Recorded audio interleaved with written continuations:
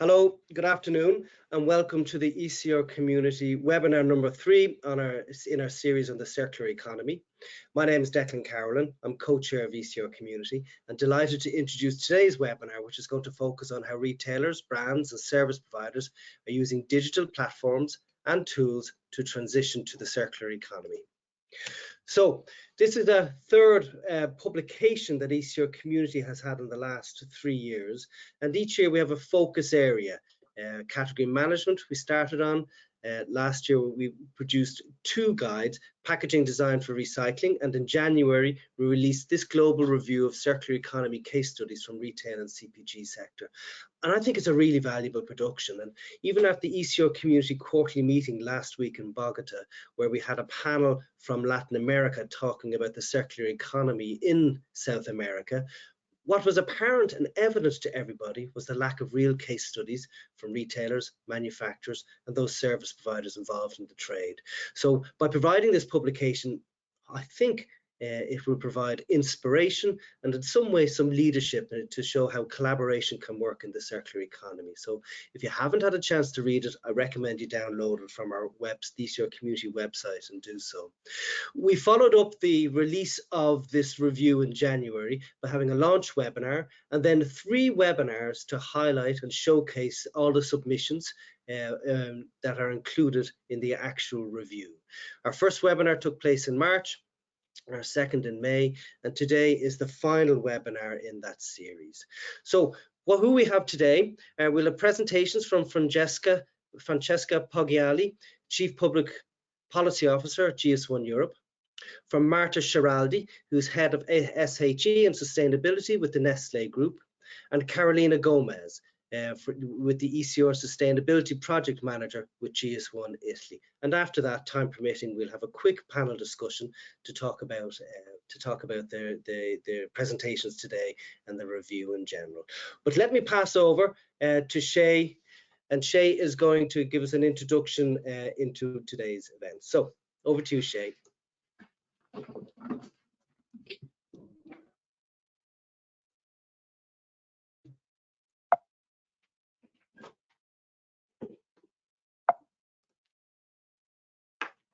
Thanks, Declan. Hi, everyone. Welcome to the webinar.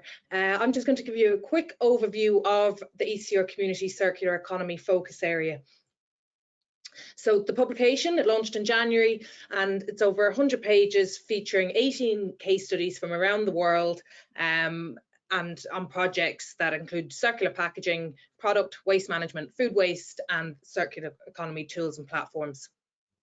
So the publication opens with some insight articles, which we're going to hear from today, from Francesca and Carolina, and then into the case studies themselves.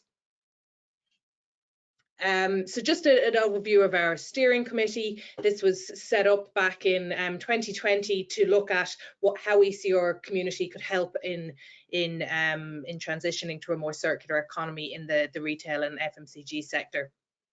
And then we were joined by a wider group to actually focus on publishing the publication. So sectoral experts from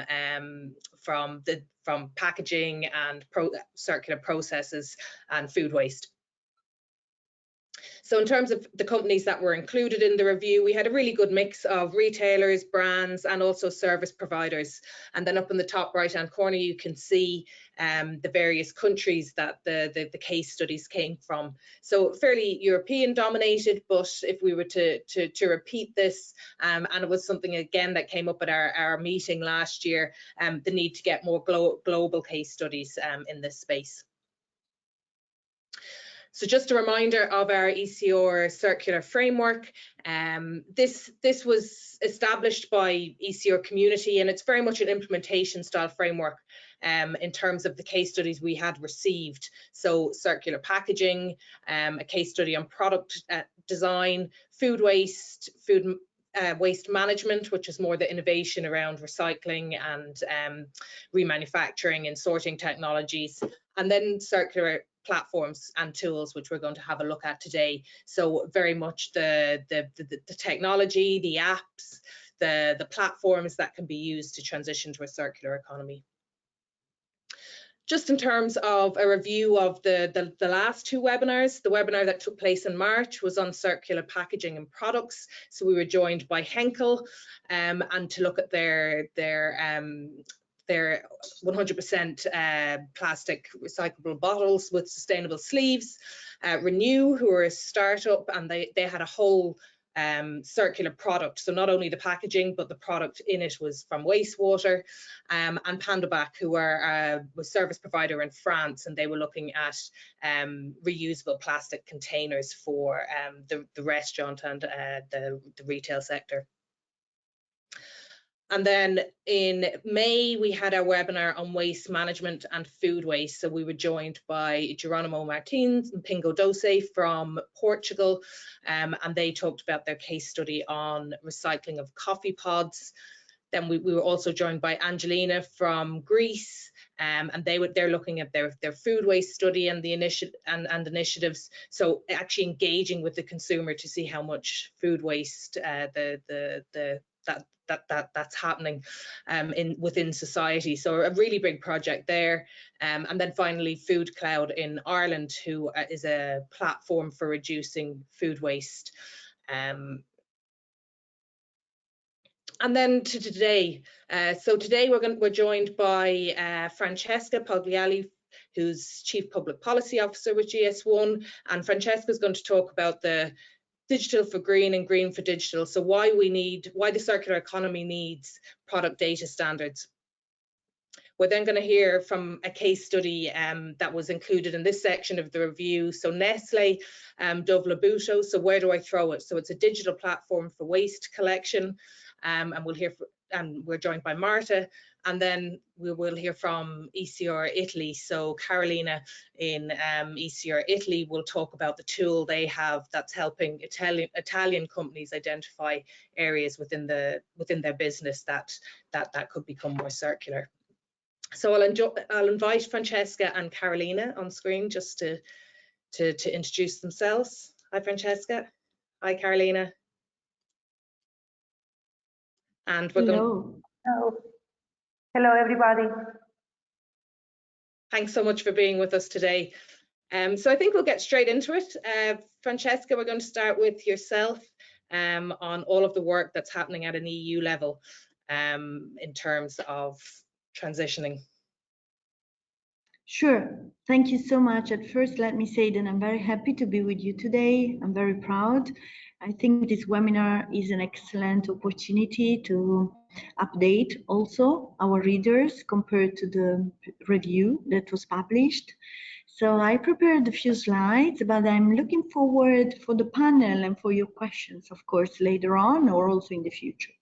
So let me just share my screen. And please confirm you can see it. Yes, we can see that. Right, thank you. So I'll take it from the publication.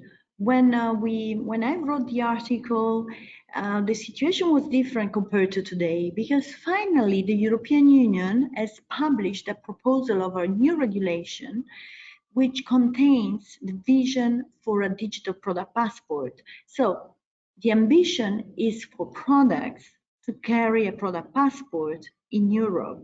And this new mandatory data structure will be so, not just for products that are manufactured in Europe, but also for those that are imported into Europe. So the sectors that are included, you can see them in this slide. There are different sectors that have been prioritized, starting from textiles, electric and electronics, and construction. But at first, what we are discussing today is this new EU regulation, which is entitled Eco-Design for Sustainable Products. And the aim is really to enable product durability, reusability, the upgradability. It's also to transmit information regarding the presence of substances that may inhibit the circularity, like substances of high concern, chemical substances. It's also to better communicate towards the consumers on the energy and resource efficiency of products and the recycled content, and so on and so forth. Last but not least is about the CO2 emissions that should be disclosed for consumers to make an informed choice, also at this regard. So the Digital Product Passport, which was published on the 30th of March, intends to reach all those goals. But why is it so important for us from a GS1 and ECR perspective? Well, because this is about reaching circularity and digitalization at the same time with a mandatory data structure where the GS1 standards can really give their best in terms of their value proposition. Because it's all about transmitting product data all along the circular supply chain, from raw material harvesting till post-consuming phase. And in this regulation, the European Union is setting the vision and the principles of the DPP, the Digital Product Passport.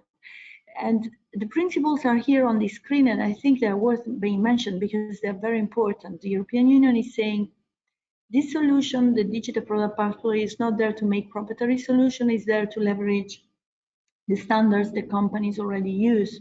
The granularity will be decided act per act. The access rights as well, they will be decided by mandatory regulation per sector. And one important concept is to note down who will be liable for this new data structure that should be transmitted and made available. Well, it would be the first economic operator placing the product on the market. And this definition opens up different scenarios that are possible, that are very important for us also in terms of the definitions that we use in the GS1 guidelines and system over the years. And it's already clear in the text that the ISO standards need to play an important role and enable interoperable data systems that are accessible by all the stakeholders, that will be decided by regulation, but also so the standards will make the data interoperable and accessible, and without closing the data into proprietary hubs that will be very difficult then to be accessible or exchanged or then, you know, also updated and so on. So really the principles that are here that you see on the screen are in line with the data regulation of the European Union, which was published always earlier this year. The sectors that are included are here on the screen. I named them, some of them already. I wanted just to drive your attention on the fact that the DPP is not going to cover the food, the feed, and the medicinal products, and also that the data system that is behind this vision is a decentralized one. So the Commission intends to give to companies the opportunity to manage their data, their product data, to structure it and to make the data available to all the other partners. Just a quick note, in Annex 3 there is a GTIN mentioned into the regulation. And the GTIN is mentioned there as the most used identifier in the world, enabling product data, as you know, and product identification. So for us, this comes also with the responsibility of enabling this.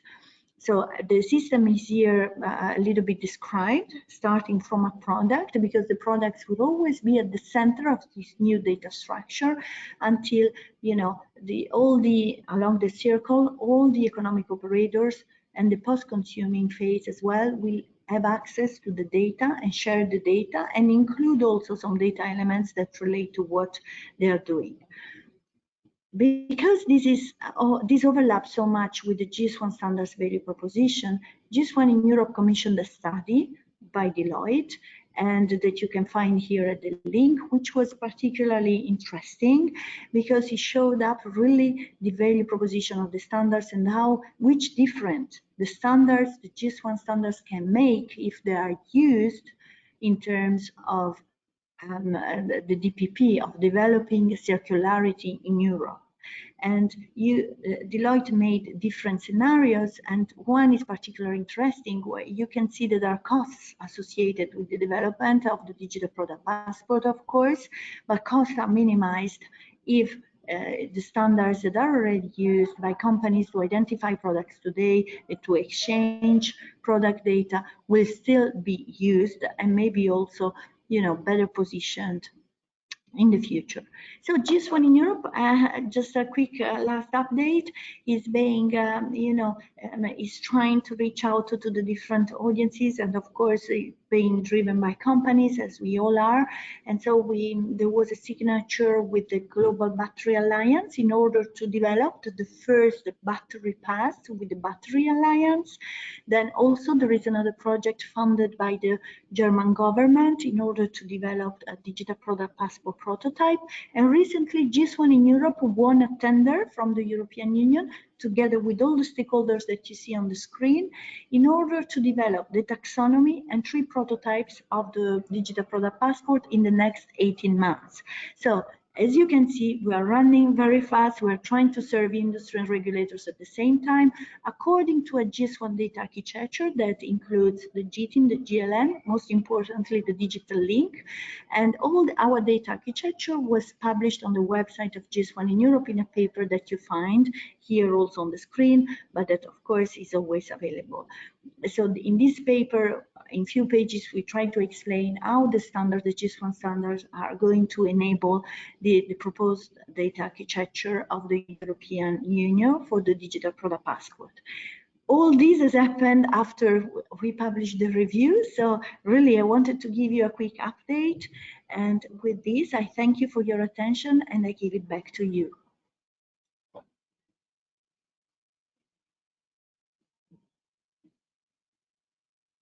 Thank you, Francesca. That was really interesting and really complex in terms of what's happening.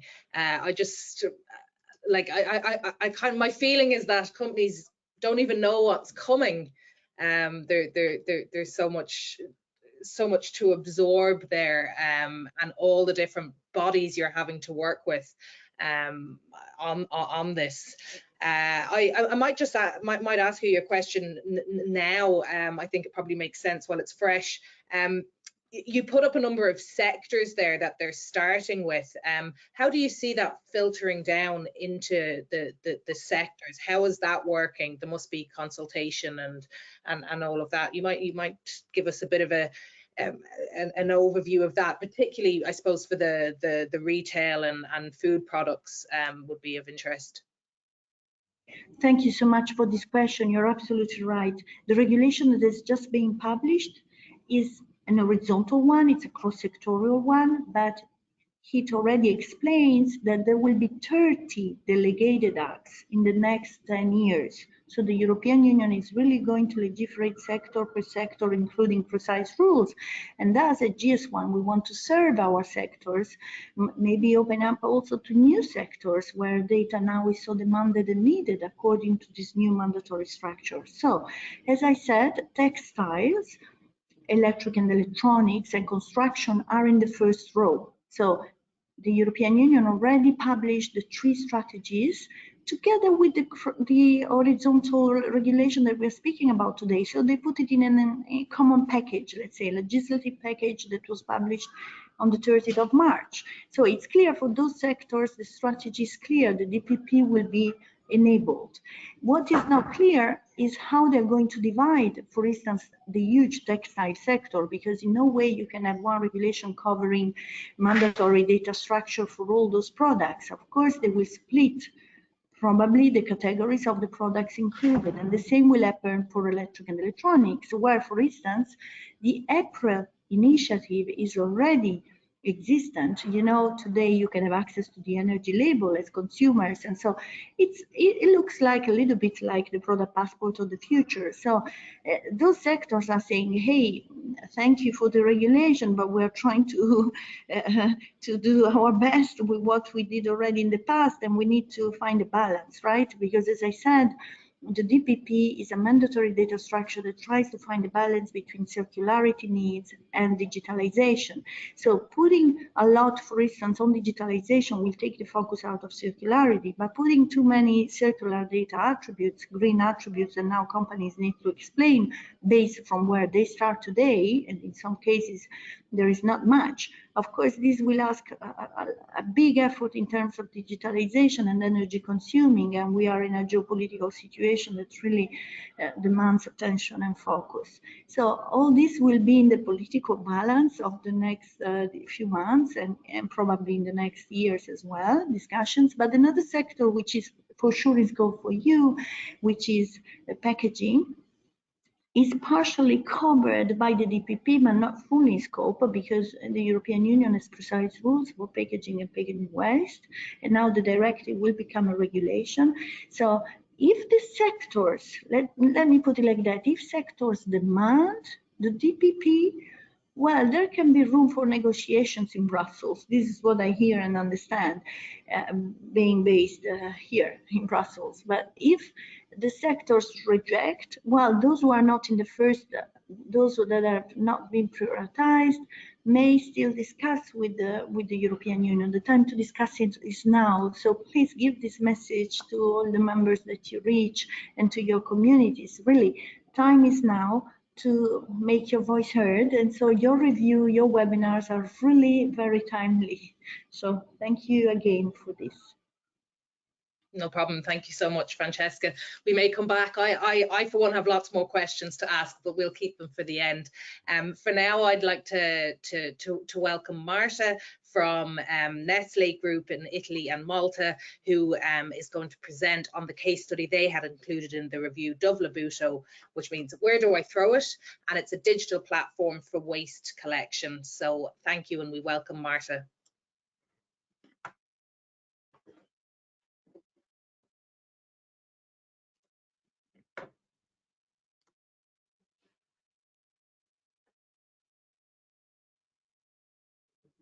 Good afternoon to everybody. Thank you very much for the invitation and to give me the opportunity to share with you our digital platform, Dovlabuto, for a very good waste collection.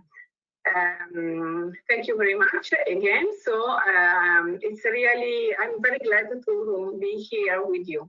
Dovlabuto, where do I do it? As mentioned, is a digital platform for waste collection of packaging powered by Nestlé. Nestlé Sustainable Packaging Commitment, we have a very intensive roadmap to 2025. In fact, in 2018, Nestlé announced at a global level the goal to have 100% of our packaging recyclable or reusable by 2025, and to reduce the use of virgin plastic by 1/3 in the same period. And within this commitment, global commitment, we have been working on sustainable packaging, but also on the way to better carry out a circular economy value chain. In this sustainable packaging commitment, Nestlé is working on 5 strategic pillars. One is to reduce our packaging, to reuse and refill, to redesign and to recycle, and also to support our customer. In Italy, this commitment is tailor-made and it is translated in 4 main action areas. As you can see, the first one is the research, so working on the project of the sustainable packaging. The second one is to reduce, reuse and recycle them. The cooperation and the consumer education. This work started many years ago, allowed us to join already a very important result. In Italy, the packaging produced in Italy are already recyclable for the 97%. And now we are focusing on this pillar, the consumer, because the role of the private companies such as Nestlé is very important for the sustainability and for the sustainable packaging. But without our consumer and without our key stakeholders, the effort and the results are not enough significant. So the consumer is very, very important. So one of the most important action areas is the consumer education, which is exactly what we are doing through this digital platform that we named Dovlabuto. So we started thinking about this digital platform, considering the consumer difficulties in Italy to understand after having consumed a food product, for example, our throw the packaging in the right bin to be recycled. So for this reason, we worked and we thought about this digital platform. So the Nestlé Italian digital platform was born really thinking about our consumers, our customers, for a proper waste packaging disposal. Why? Because in Italy, we have almost 8,000 municipalities with different rules for waste disposal. You can think that if you move from Milano to Assago, for example, so really change in a few kilometers, the municipalities, so the waste disposal rules are very different. In fact, we carried out also a survey with the Toluna in 2020, and we discovered that the 74% of Italians feel really confused by the different sorting rules adopted by the municipalities. So in Italy, the territories are very heterogeneous, also for the waste disposal. This is why we thought really to project and to launch in Italy this digital platform, Dove lo butto. This digital platform is powered by Nestlé and basically at the beginning with the goal to inform and help our customer to correct, dispose the packaging after consuming the product. How does it work, this digital platform, Dove lo butto? In English, where do I throw it? The users can download the progressive web app from the website, and here you can find the website www.dovelobutto.nestlé. The app recognizes the product thanks to the barcode scanning and also the geolocalization. So the municipalities is recognized thanks to the geolocalization. Which are the main functions of this platform? You can use it with your mobile. It is user-friendly, but you also can use your PC. So you can also use your manual search. It is a progressive web hub, and of course, you can really enter into it in a very smart way. It is work on PC, as I mentioned, and on the smartphones.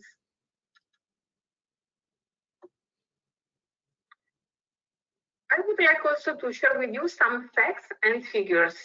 So the platform was launched in 2020, and now it is possible really to find in it these figures, because you can find 2,100 Nestlé products.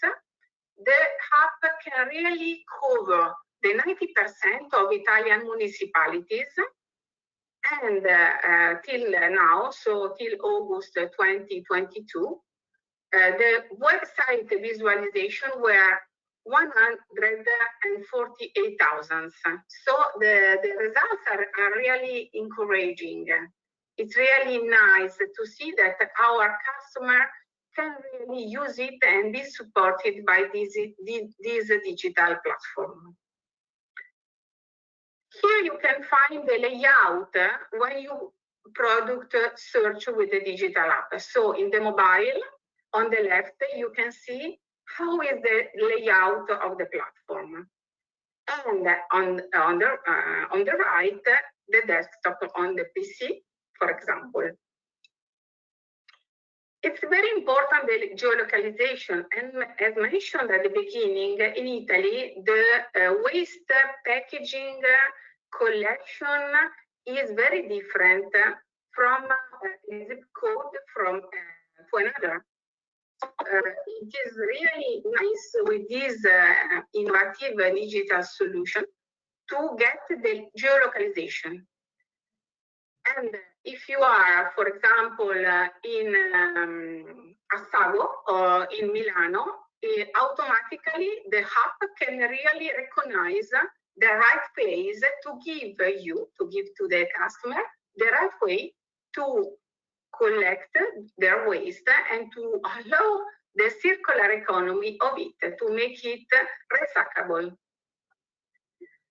During these 2 years, the platform was, of course, improved, also thanking to the input of the users, and also taking in consideration the whole background, the external background and the context. For example, as you know, in Italy, it was published a new law regarding the environmental labeling. And this digital platform, Dove L'ho Butto, is very useful really to comply with this new legislation, Italian legislation. It is very important because not always in our tech there is the space to put the environmental labeling. And also for the secondary and also for the neutral packages, it's important to give the information also through this innovative digital solution. It is very important to work with key stakeholders and other companies. And also the collaboration with Too Good To Go give us the opportunity to upgrade the goals of this digital platform, not only to support our customer through the packaging waste in the right bin, and also to comply with the environmental labeling, but also to contribute to the food waste savage. So it was very important upgrade. Moreover, in the digital platform, you can also find an editorial section where we are really saying and telling to our customer the sustainability stories of our products. So it's very nice to support and to really educate, to inform our customer regarding the sustainability stories of our products. You can find the main rates, as I mentioned, the environmental labeling in Italy. And here you can find some examples. So through this digital platform, you can really see the packaging materials, components, our packaging, and where, based on the localization, of course, combined with this, where we can put it to make it really recyclable. It is very important, as said, to comply also with this legislation, and it is very important for the most smallest packaging where there is no place to put the environmental label. We collaborated a lot with other companies. For example, here you can find other companies that are working with us, our competitors. For example, here you can see some products by Lactalis. And the application of this digital platform is for all the products you can commercialize, because it is based on the barcode. So it is really a very wide application and also potentialities. As mentioned, we worked with Too Good To Go. So thanks to this agreement with Too Good To Go, we can really give support to the food waste savage. So it is very nice to contribute with this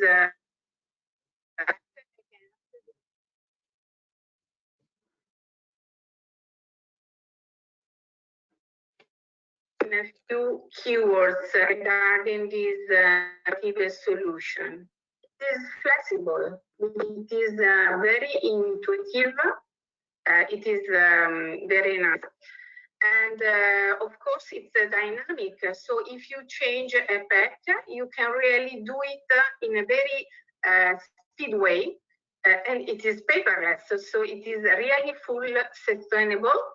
It is very versatile, and it is agile. And as said, it is smart. It is really easy to be used.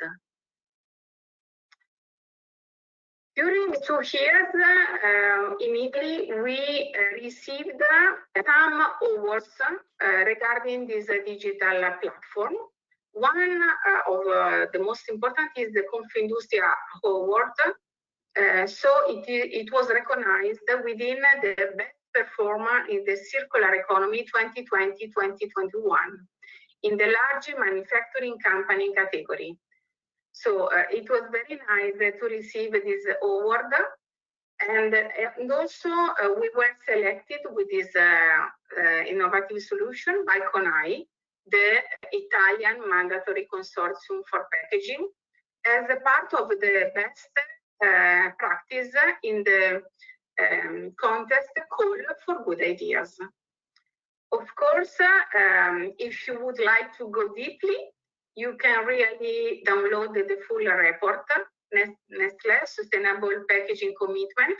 You can find the roadmap of our Sustainable Packaging Commitment to 2025. And of course, you will find more information regarding this innovative digital solution. Here you can find the QR code and you can read and to find more. I would like to thank you much, and I'm here to tell you in the future more and more upgrading and extension of these platform potentialities and applications. Thank you very much. Have a nice day.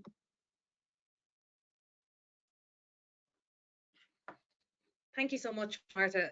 That was really interesting and really good example of a practical application in terms of a platform that can be used to help companies and consumers transition to a more circular economy.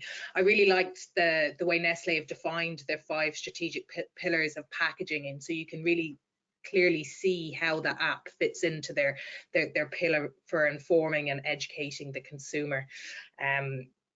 It was also a very collaborative project, and I think this is really important. When we were selecting case studies for the review, that was one of the main criteria. So the way you've collaborated with initiatives such as Too Good To Go, and also you're also welcoming other companies to join and use the app. That's really great. And I think for any company out there designing these type of tools, that has to be key.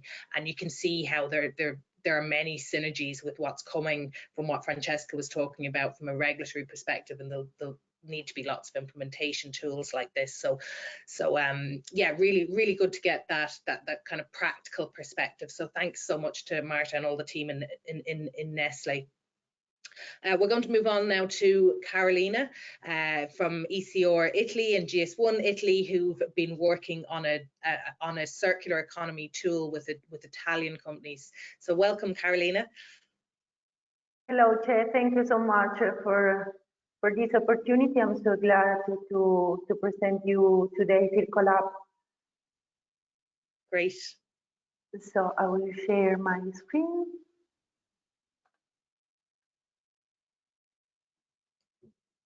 Can you see my screen, right? Yes, we can. Okay. So today I would like to present you one of the projects that we are developing on circular economy field. It is Circolab. It's a project that is considered relevant to our companies, not only because it enables a discussion at local level about the drivers and barriers to implement new circular solutions, but also because it is useful to understand the challenges and the opportunities for the FMCG companies to implement circular solutions. Thanks to the possibility to measure how much the company's processes are circular, and also thanks to the identification of new actions to improve their performance. In Italy, it's important to say that ECR is part of Geolocalization Italy, a non-profit association which in Italy brings together more than 3,000 companies, mainly in the consumer goods sector. And in the last years, we have been actively engaged in supporting companies in adopting sustainability and circular solutions. In particular, ECR Italy supports companies through various initiatives and solutions that are developed within our active working groups, which representative of all the players in the supply chain participate. In particular, circular economy is approached in two different but complementary ways, which always have the supply chain as a central point. On the one hand, there are the GS1 international standards. As Francesca explained before, we are aware that for each life cycle of a product, there is a data cycle connected to the product and its packaging. And on the other hand, there are the best practice projects from ECR developed in the ECR field. This is because in order to facilitate the implementation of circular solutions, to facilitate the transition towards a circular economy model, it is necessary to develop within companies a clear awareness of which factors can be activated, which results can be obtained, and at the cost of which investments. So furthermore, these solutions have the goal of create measurable and quantifiable added value for the entire supply chain. Also have the goal to facilitate collaboration between business partners in a systemic way, that in order to make more efficient and to reduce waste in the entire life cycle of the product. It has also, our project has also the goal to develop simple and innovative business models capable of cyclically enhancing resources and promotes a process of growth of the culture of measurement of sustainability and circular economy, helping to make the issue of sustainability a real strategic driver of corporate action. In both cases, we follow a life cycle approach. This approach aims to minimize the environmental and socioeconomic burdens associated with a product or product portfolio throughout its value chain and its entire life cycle, and allow us and companies to analyze quantitative and qualitative aspects in order to get the whole picture of new opportunities to improve sustainability and maximize circularity. And using this approach, we developed CircleUp. CircleUp is an online tool that aims to recognize and evaluate the opportunities to make business processes more circular by measuring the level of adoption of circular economy principles and identifying all those points throughout the life cycle of the product in which to date there is no complete closure of resource cycles. That means from procurement phase of the life cycle of the product, the design phase, production, distribution, analyzing up to the stage of consumption and waste management. It is a specific tool for the FMCG sector, for the from the sector that works that produce goods products, goods of the consumer sector, and has been adapted and customized with respect to the specificities, respect to the particularities, sorry, of the food and beverage sector, home and personal care sector, and retail sector. It was also developed thanks to the contribute of Italian companies that participate in our working groups, about 20 companies in the sector, and in collaboration with the Institute of Management of the Scuola Superiore Sant'Anna di Pisa. Circolab also allows user companies to get closer to the knowledge of possible lines of action. And sorry, I said Circolab also allows companies to get closer to the knowledge of possible lines of action and operational solutions to pursue the circular economy, and therefore to identify the related opportunities for efficiency and for cost savings that are more interesting. I would like to show you how Circolab works. So this is the tool. When a user accesses the tool, it will find a homepage from where could start a new compilation, a new questionnaire, or visualize also the previous compilation. The first action that the user can do is the selection of the sector, of the company sector. It will determine the questions to answer.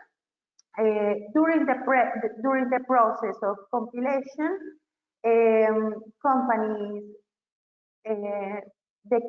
user can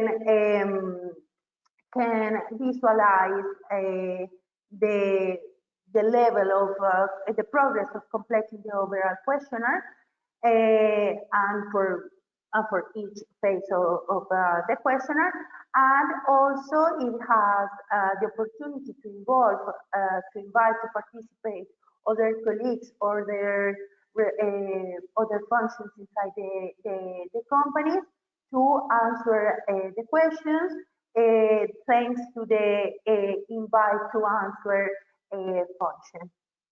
The questions in the questionnaire were created for each phase of the life cycle, identifying the aspects and the actions by which the companies can make their transition towards a circular model and express the potential for circularity.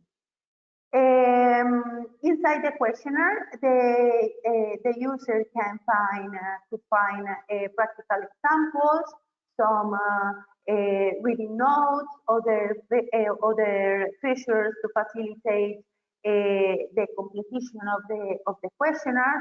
So, for example, what the secondary raw materials means, and other kind of examples. And these examples are specific for each sector that I mentioned before. And at the end of when the user completes the questionnaire, Circolab show to the user an overall indicator of corporate circularity and circularity indicators for each phase of the entire life cycle. And in the next few days, it will be available a set of good practice that could be implemented by the company, depending on the level of maturity of the company, depending on the life cycle phase that was identified as a key phase to improve the circularity performance, etc. In this way, thanks to Circolab, companies could identify the areas in which it performs better, those in which it can invest effort, money, with greater efficiency and efficacy and effectiveness. That with the aim of improving their circularity performance. Those are some of our users. Are some of the most biggest companies, Italian companies, that have been implemented, Circolab, that have measured their processes, and that have right now a performance to a way to measure the performance of circularity. That's all. Thank you so much for your attention. We remind you that Circolab is a free tool accessible through our website, and it is available to companies associated with GS1 Italy and ECR Italy. Thank you so much. Thank you, Carolina. That was really interesting, and like another really great practical application that companies can use. It's obviously in Italian for Italian companies at the moment, so if there's any Italian companies online, feel free to get in touch with Carolina. For companies outside of Italy, the best thing to do is to contact their own ECR initiative, or even if we have some ECR initiatives online, maybe to get in touch with yourself to talk about how you went about setting up such a system for your companies. Would that be correct? Sure. Yes. Brilliant. Great. So I hope all the companies online have got some great ideas from the three presentations.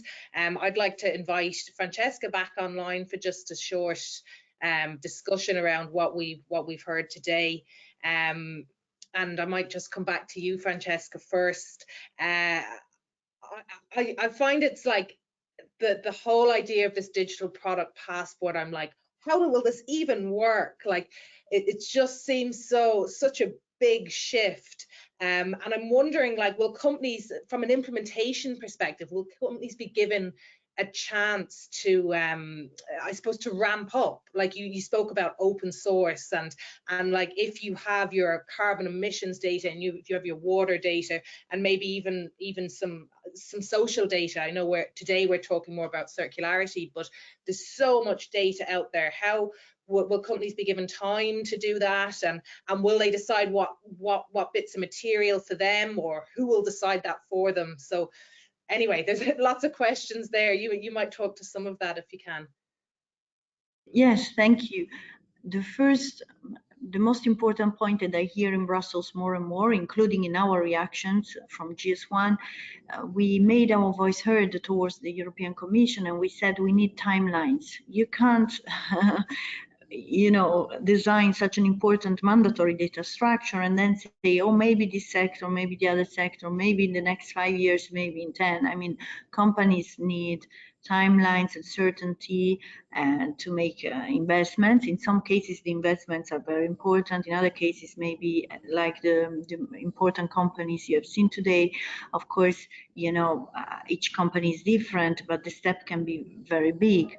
And so it's important that the Commission hears the voice from the sectors, from standards organizations like ourselves, and so that they give time and they express, precise roadmaps on when to reach the DPP. What I can say is that for the electrical vehicles batteries and industrial batteries, we know that the DPP needs to be a reality already working by the 1st of January 2026. Sorry.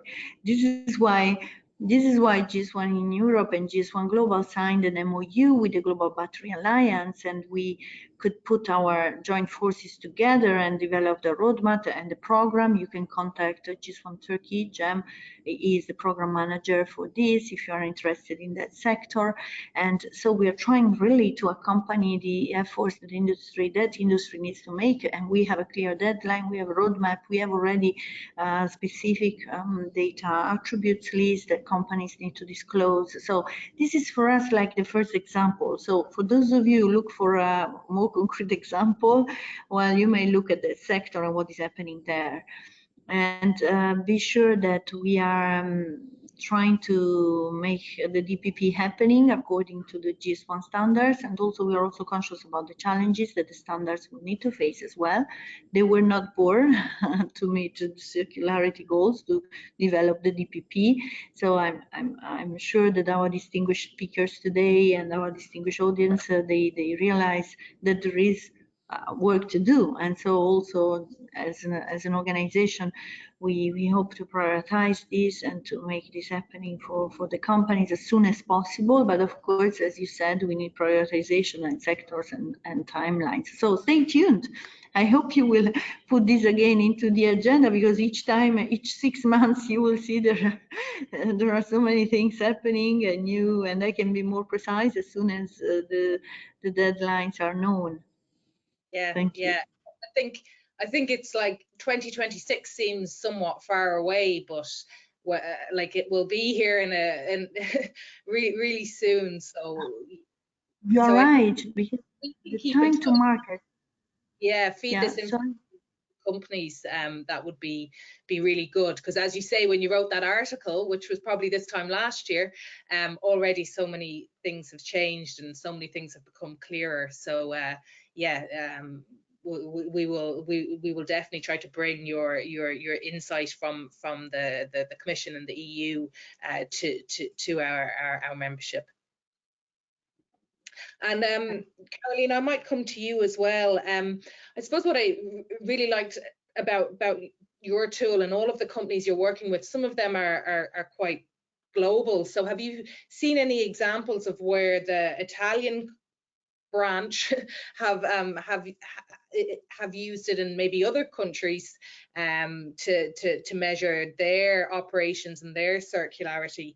And also, I think it's a really good tool in terms of engaging across the business, because I think that's what companies really struggle with when it comes to circular economy and even the broader sustainability agenda is how you engage across the company. So you're not just in one department, you're not just in the business development or in the operations, you're across everything, and the ability to take your tool and give certain sections to certain departments to fill out, to make them accountable, must really help embed it within the organization. So you might comment on that. Yes, sure, Chair. The first thing is that for the engagement of the companies, it's important to say that companies are very aware of the importance to start to implement circular economy solutions. So they are very proud to participate to working groups, to roundtables, to international initiatives in order to identify how they could implement new solutions. So they, for example, ask us to start a processes, a path to support them to implement circular economy principles. So for that reason, for example, we started to develop Circolab and many other projects on this field. And of course, more of the companies that work with us are companies, international companies, that have used Circolab and the results as a key performance, as a point of reference of how they have been implement circular economy inside their processes. So in this case, it's not at international level, it's not about measure the processes with Circolab, because in this case, eCircolab for now is only for available for Italian companies for now, because I don't know, there are many opportunities with the other ECR nationals. But it's important that the companies that have measured their processes can identify the opportunities to improve and share with their colleagues in the other countries to to share with the other countries which are the possibilities, the opportunities to improve circular performance. So I think it's a result that the companies can share also outside their boundaries, if I can say it that way. Brilliant, thanks, Carolina. Yeah, I think if you have a score, like, it's just human nature to then want to improve on that score. So yeah, I think such tools have a really important role to firstly measure and then to start improving on your circular. Yeah. Unfortunately, that's all we have time for. So I just want to say thank you to you both and to Marta for joining us today, and to all our panel, attendees that joined us online. I think this is a new topic. We could do one of these every 6 months, and there'll be new and exciting things happening in this space. We will publish information as we get it through our ECR community communication channels. And thank you both for being with us today, and to all our ECR initiatives. Thank you. Thank you. It was really a pleasure. Thank you. Bye bye. Thank you. Bye bye.